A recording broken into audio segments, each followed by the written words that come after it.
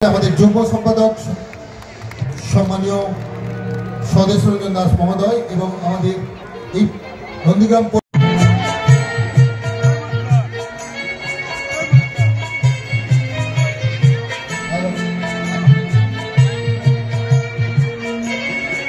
ভালো এবং সব থেকে বড় যেটা ঘোষণা যেটা সুফিয়ানদের মুখ থেকে শুনলাম আজ এই যে এখানে গণবিবাহ এত বড় মেলা গতবার এসে দেখেছি ওপাশ থেকে এপাশ আসতে গেলে পা ব্যথা হয়ে যাচ্ছে। নন্দীগ্রামে এবার 23 তারিখ আসতে পারিনি, কিন্তু যা শুনলাম লক্ষাধিক লোকের জমায়েতে আনুষ্ঠানিক উদ্বোধন হয়েছে। ফলে এই নন্দীগ্রাম পল্লী উৎসবের জন্য একটা জোরে হাততালি, নিজেদের মাঠের জন্য, নিজেদের মেলার জন্য।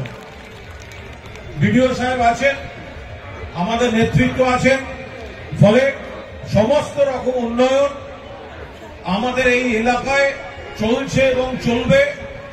মাননীয় মুখ্যমন্ত্রী মমতা বন্দ্যোপাধ্যায়ের নেতৃত্বে সরকারে যা যা আছে, লক্ষ্মীর ভান্ডার পান তো, জোরে লক্ষ্মীর ভান্ডার পান তো? দেখুন, লক্ষ্মীর ভান্ডার থেকে শুরু করে স্বাস্থ্যসাথী, কন্যাশ্রী থেকে রূপশ্রী, 50টা 60টা 70টা যত রকম, একদিকে এলাকার উন্নয়ন আর একদিকে আপনার পরিবার, আপনার পেশার। শীত গ্রীষ্ম বর্ষা তৃণমূল কংগ্রেসের সরকার ভরসা, শীত গ্রীষ্ম বর্ষা মমতা ব্যানার্জি ভরসা। ফলে আমাদের কাজ হচ্ছে এলাকাটাকে এরকম সুন্দর সম্প্রীতিতে রাখা। আমার খুব ভালো লাগছে যে সুফিয়ানরা যে আজকে এখানে 44টি ছেলে মেয়ে তাদের বিবাহ দিচ্ছে, তাদের প্রত্যেককে আন্তরিক শুভেচ্ছা জানাচ্ছি। ওদের নতুন জীবন খুব ভালো কাটুক। হিন্দু মুসলমান দুই পরিবার থেকে এসেছেন এই নববিবাহিতরা, অর্থাৎ শেখ সুফিয়ান আমাদের শেখ সুফিয়ানরা মুসলমান, কিন্তু সুফিয়ানরা দাঁড়িয়ে এখান থেকে পুরোহিতকে বলছেন মন্ত্রটা পড়ো, যদিদং হৃদয়ং তব তদিদং হৃদয়ং মম। ফলে এই সম্প্রীতির যে মহলটা, এইটা আমাদের সকলকে এক করে রাখতে হবে। হিন্দু মুসলমান বাংলা সংস্কৃতি, আমরা সবাই একসঙ্গে আছি। এখানে মুসলমানরা হিন্দুদের সঙ্গে, হিন্দুরা মুসলমানদের সঙ্গে, খ্রিস্টান থেকে শুরু করে অন্য সব ধর্ম যারা আছেন, আমরা এক জায়গায় থাকবো। আসল দরকার রুটি কাপড় আর মাকান। আসল দরকার আপনার ধর্ম আপনার কাছে। যিনি হিন্দু তিনি মন্দির করবেন, তিনি ঠাকুর দেবতা করবেন। যিনি মুসলমান তিনি মসজিদে যাবেন, তিনি নামাজ পড়বেন, তিনি পবিত্র আজানের ডাক শুনবেন। যিনি খ্রিস্টান তিনি গির্জাতে যাবেন, প্রার্থনা করবেন। ধর্ম যার যার, উৎসব সবার। আর লড়াইটা রুটি কাপড়া মাকানের লড়াই। আপনাকে ভালো থাকতে হবে, পরিবারকে ভালো থাকতে হবে, গ্রামকে ভালো রাখতে হবে। সকলের হাতে কাজ চাই। আপনার রোজগার, আপনার পেশা, আপনার পরিবার, আপনার সংসার, এই সবটা নিয়ে আমাদের সরকারের মাথার উপর রয়েছেন মমতা বন্দ্যোপাধ্যায়, দলের সাধারণ সম্পাদক রয়েছেন অভিষেক বন্দ্যোপাধ্যায়। তৃণমূল কংগ্রেস একটা পরিবার, আর নন্দীগ্রাম একটা আন্দোলনের ইতিহাস। সুফিয়ানরা থেকে শুরু করে তাহের রয়েছে, এখানে এমন অনেক রয়েছেন, স্বদেশটা থেকে শুরু করে প্রণবদা থেকে শুরু করে।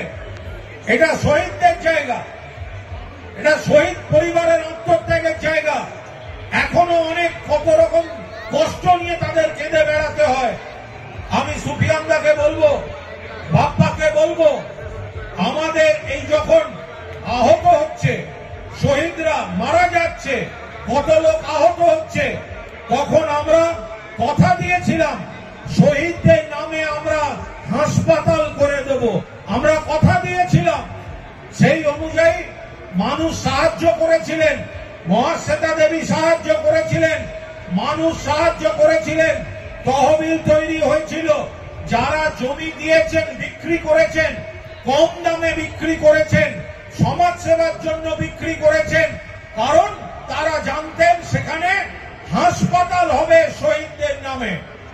এখন দেখা গেছে কোন এক ব্যক্তি এই জমিটি কোন ট্রাস্টে না করে নিজের নামে রেজিস্ট্রি করে নিয়েছে। এবার দল বদল হয়ে গেছে, এখন বলছে ওখানে মন্দির করব। আমরা বলছি মন্দিরে কারুর কোনো আপত্তি নেই, মন্দির হবে, মন্দির হোক, মন্দির করুন, কিন্তু মানুষের কাছে, আন্দোলনের কাছে আমরা প্রতিজ্ঞাবদ্ধ। মানুষকে আমাদের প্রতিশ্রুতি দেওয়া ছিল যে শহীদদের নামে আমরা নন্দীগ্রামের মানুষের জন্য হাসপাতাল করব। আপনারা সেই জন্য অর্থ সংগ্রহ হয়েছিল, সেই জন্য কম দামে জমি যারা দিয়েছিলেন। আজকে আপনি মন্দির করতে চাইলে করুন, কিন্তু অবশ্যই আপনাকে মানুষের দেয়া যে আস্থা, ভালোবাসা, মানুষকে আমাদের কথা দেয়া, তখন তো কেউ দল বদল করে বিজেপিতে যাননি। তাই নিজের নামে রেজিস্ট্রি করা জমি সেটা তো বিজেপির হয়ে যেতে পারে না। ওই জমিতে শহীদের রক্ত, ওই জমিতে শহীদ পরিবারের চোখের জল। তাই সুফিয়ানদা তাহের বাপ্পাদের বলবো মানুষের কাছে আরেকবার যেতে, যে মন্দির কেউ করছে করুক, আমরাও চাই মন্দির হোক, মন্দিরের কেউ বিরোধিতা করছে না, কিন্তু মানুষকে দেয়া যে কথা কথা রাখতে হবে, বিশ্বাসঘাতকতা চলবে না।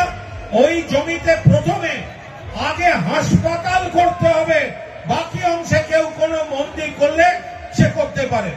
যাই হোক, আপনারা ভালো থাকুন।